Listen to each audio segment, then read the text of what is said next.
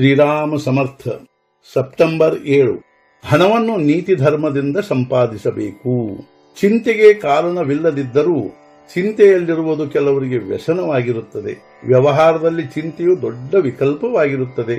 ದುಡ್ಡು ಇರುವುದರಿಂದ ಚಿಂತೆಯಾಗತೊಡಗಿತೆಂದರೆ ಆ ದುಡ್ಡನ್ನೇ ಬಿಟ್ಟು ಬಿಟ್ಟರೆ ನಡೆಯುವುದಿಲ್ಲವೇ? ದುಡ್ಡು ಬಿಡಬೇಕಾದ ಅವಶ್ಯಕತೆ ಇಲ್ಲ.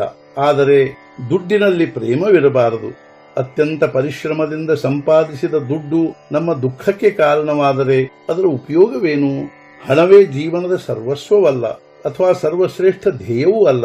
ವ್ಯವಹಾರದಲ್ಲಿ ಜೀವನಕ್ಕೆ ದುಡ್ಡು ಅವಶ್ಯವಾಗಿರುತ್ತದೆ ಹಾಗೂ ಅದನ್ನು ನೀತಿಯ ಮಾರ್ಗದಿಂದ ನಮ್ಮ ಜೀವನ ನಿರ್ವಾಹಕ್ಕೆ ಬೇಕಾಗುವಷ್ಟು ಸಂಪಾದಿಸುವುದು ಅವಶ್ಯವಿರುತ್ತದೆ. ದುಡ್ಡು ಸಂಪಾದಿಸುವುದು ವ್ಯವಹಾರದ ದೃಷ್ಟಿಯಿಂದ ಯೋಗ್ಯವೇ ಇರುತ್ತದೆ. ಆದರೆ ಅದು ಪ್ರಾಪ್ತವಾಗದಿದ್ದರೆ ನಮ್ಮ ಜೀವನವೇ ವ್ಯರ್ಥವಾಯಿತೆಂದು ಯಾರೂ ತಿಳಿಯಬಾರದು. ದುಡ್ಡು ಬಂದರೆ ಅದು ಭಗವಂತನ ಇಚ್ಛೆಯಿಂದಲೇ ಬಂದಿರುತ್ತದೆ ಹಾಗೂ ಕದಾಚಿತ್ ಅದು ಹೋದರೆ ಭಗವಂತನ ಇಚ್ಛೆಯಿಂದಲೇ ಹೋಗಿರುತ್ತದೆ ಎಂದು ತಿಳಿದು ನಮ್ಮ ಸಮಾಧಾನ ಭಂಗವಾಗಬಾರದು. ದುಡ್ಡು ಹೋಗುವುದರಿಂದ ಮರ್ಯಾದೆಯೇನೂ ಹೋಗುವುದಿಲ್ಲ. ನಮ್ಮ ಮರ್ಯಾದೆಯು ನಮ್ಮ ಆಚರಣೆಯನ್ನು ಅವಲಂಬಿಸಿರುತ್ತದೆ. ಒಂದು ಲೋಕೋಕ್ತಿ ಹೇಳುವುದೇನೆಂದರೆ, ದುಡ್ಡನ್ನು ಹುಗಿದಿಟ್ಟರೂ ಹೆಚ್ಚಾಗಿ ಉಳಿಯುವಷ್ಟು ಸಂಪಾದಿಸಬೇಕು. ಆದರೆ ನಮಗೆ ಜಗತ್ತಿನಲ್ಲಿ ಕಂಡು ಬರುವುದೇನು? ಜೀವನದಲ್ಲಿ ದುಡ್ಡು ನಮ್ಮನ್ನೇ ಹುಗಿಯುತ್ತದೆ ಹಾಗೂ ನಮ್ಮ ಎದೆಯ ಮೇಲೆಯೇ ಕುಣಿಯುತ್ತದೆ. ಇದೇನು ಹುಗಿದು ಉಳಿಯುವುದಲ್ಲ. ಅದಕ್ಕೆ ವಿರುದ್ಧವಾಗಿ ನಾವು ಅದನ್ನು ಹುಗಿದು ಅದರ ಎದೆಯ ಮೇಲೆ ಕುಣಿಯಬೇಕು. ಮನುಷ್ಯನು ಯಾವಾಗಲೂ ಅನ್ನುವುದೇನೆಂದರೆ, ನನ್ನ ಮಕ್ಕಳು ಮರಿಗಳ ವ್ಯವಸ್ಥೆ ಮಾಡಬೇಕು. ನಾನು ಇಂದು ಇರುವೆ, ನಾಳೆ ಇಲ್ಲ. ಆದರೆ ನಾವು ಹೇಗೆ ಶಾಶ್ವತವಲ್ಲೋ ಹಾಗೆ ನಮ್ಮ ಮಕ್ಕಳು ಮರಿಗಳು ಕೂಡ ಶಾಶ್ವತವಲ್ಲ ಎಂಬ ವಿಷಯವು ಮನುಷ್ಯನ ಲಕ್ಷ್ಯದಲ್ಲಿ ಬರುವುದೇ ಇಲ್ಲ. ಹಣದ ವಿಷಯದಲ್ಲಿ ರಾಮಚಂದ್ರನಿಗೂ ಉದಾಸೀನತೆಯುಂಟಾಯಿತು ಎಂದು ಯೋಗ ವಾಸಿಷ್ಠದಲ್ಲಿ ವರ್ಣನೆ ಇರುತ್ತದೆ.